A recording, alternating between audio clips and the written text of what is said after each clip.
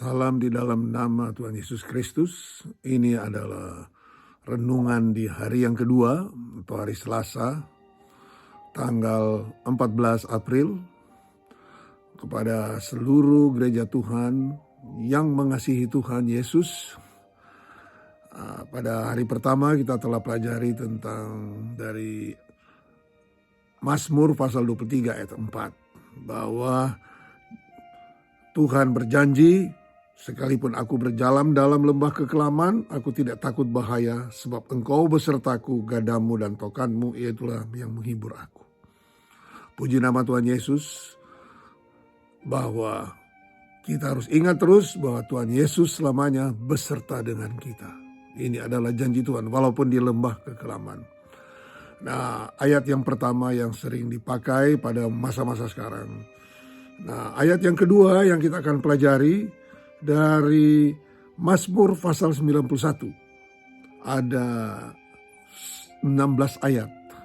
Dari ayat 1 sampai 16. Sering dikutip orang di dalam masa-masa sengsara sekarang. Atau masa-masa kekelaman atau lembah kekelaman sekarang. Tapi saya tahu bahwa walaupun kita mengalami masa kekelaman, bahwa Roma 8 ayat 28 dikatakan, kita tahu sekarang bahwa Allah turut bekerja dalam segala sesuatu untuk mendatangkan kebaikan bagi orang yang mengasihi Dia. Kalau kita mengasihi Tuhan, kita menjalankan perintah Tuhan, kita percaya Allah terus bekerja. Pasti ada sesuatu yang baik habis ini. Nah, di dalam Mazmur 91 yang sering dikutip, tapi saya mau kutip aja ayat yang ke-1 sama ayat yang kedua. Orang yang berlindung pada yang maha tinggi dan tinggal dalam naungan yang maha kuasa, boleh berkata kepada Tuhan, engkaulah pembela dan pelindungku, Allahku, padamulah aku percaya. Mazmur 91 ayat 1-2 dari bahasa Indonesia masa kini. Jadi orang yang berlindung pada yang maha tinggi dan tinggal dalam naungan yang maha kuasa, boleh berkata. Dan janji Tuhan, kalau kita tinggal dalam perlindungan yang maha tinggi, dalam naungan yang maha kuasa, maka boleh berkata janji Tuhan dari ayat 3 sampai 16 itu buat saudara dan saya. Jadi kuncinya adalah di ayat pertama dan kedua. Ya, ayat pertama kita akan pelajari sedikit ayat pertama dan kedua. Kalau bahasa Indonesia terjemahan baru dikatakan orang yang duduk dalam lindungan yang maha tinggi.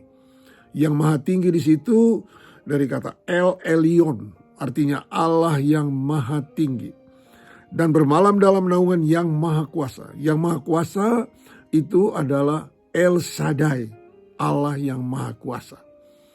Jadi kita tahu Tuhan selamanya bermanifestasi dengan bermacam-macam nama, karena nama itu adalah sifat. Nah, selamakin kita akan mempelajari apa artinya Allah yang maha tinggi atau El Elyon. Dalam bahasa Inggris dikatakan begini, He who dwells in the secret place of the Most High. Orang yang tinggal dalam tempat rahasia, secret, di dalam naungan yang maha tinggi. Nah, pertama, kalau kita pelajari sedikit Alkitab, mulai Allah yang maha tinggi itu, kata Allah maha tinggi atau El Elyon terdapat di dalam Kejadian pasal 14 pertama kali.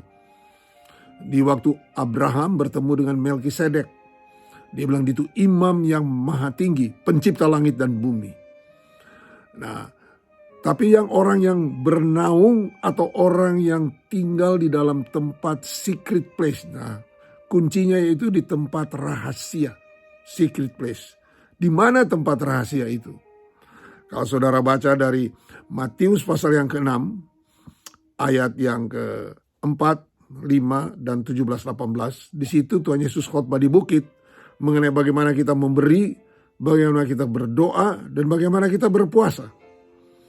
Nah, bahasa Indonesianya dikatakan begini, ayat 4. Kalau kita memberi, hendaklah sedekahmu itu diberikan dengan tersembunyi, in the secret. Maka Bapamu yang melihat yang tersembunyi akan membalasnya kepadamu. Bapa kita yang tempat in the secret place, tempat tersembunyi.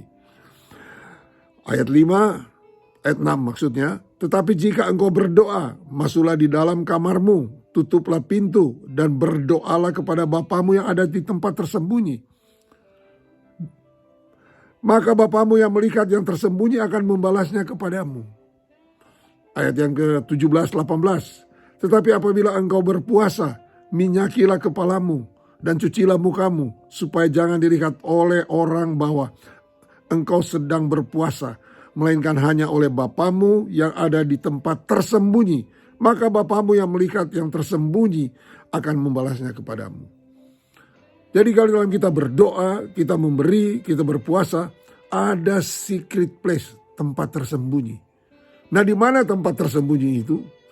Tempat tersembunyi ada di mana hubungan pribadi saudara dengan Tuhan. Yang tidak ada orang tahu, istri saudara tidak tahu. Saya percaya berdoa sekeluarga itu, saya sangat percaya tiap malam saya berdoa sama istri. Tapi ada tempat pribadi saudara dan saya, di mana kita berhubungan pribadi dengan Tuhan. Itulah tempat yang tersembunyi, secret place. Sebab itu saya tahu di masa-masa sekarang oleh COVID-19 atau coronavirus ini, kita harus tinggal di rumah. Di sini tempat bagi saudara untuk lebih banyak berhubungan dengan Tuhan secara pribadi. Inilah tempat yang tersembunyi. Jadi orang yang berlindung di dalam naungan atau di dalam secret place of the Most High, El Elyon. Pertama El Elyon, tempat yang tersembunyi. Tempat tersembunyi, kalau kita memberi tempat tersembunyi. Saudara tahu, kita memberi ini antara kita dan Tuhan. Abraham, waktu dia bertemu dengan Imam Melkisedek, dia memberi 1/10. Saudara boleh memberi perpuluhan di gereja. Tapi yang tahu betul apakah itu perpuluhan atau per-20-an atau mungkin juga 1/5 apa yang saudara beli. Cuma Tuhan dan saudara. Bagaimana juga doa saudara, hubungan saudara dengan Tuhan, cuma saudara dan Tuhan yang tahu. Tempat saudara berhubungan dengan Tuhan. Sebab itu di masa-masa sekarang, marilah kita kuatkan hubungan kita dengan Tuhan. Di suatu tempat tersembunyi, secret place. Kalau kita bernaung dalam naungan yang maha tinggi, maka ayat ketiga sampai 16 itu menjadi bahagian saudara. Jadi di masa-masa sekarang, marilah kita kuatkan atau kita tempatkan yang tersembunyi ini. Lebih dalam lagi kita berhubungan dengan pencipta kita, Tuhan kita Yesus Kristus. El Elyon, Allah yang maha tinggi, pencipta langit dan bumi. Terima kasih saudara. Kita akan menyelidiki lagi besok untuk ayat-ayat sambungan dari Mazmur 91 ayat 1 dan 2 sampai ayat 16. Tuhan Yesus memberkati.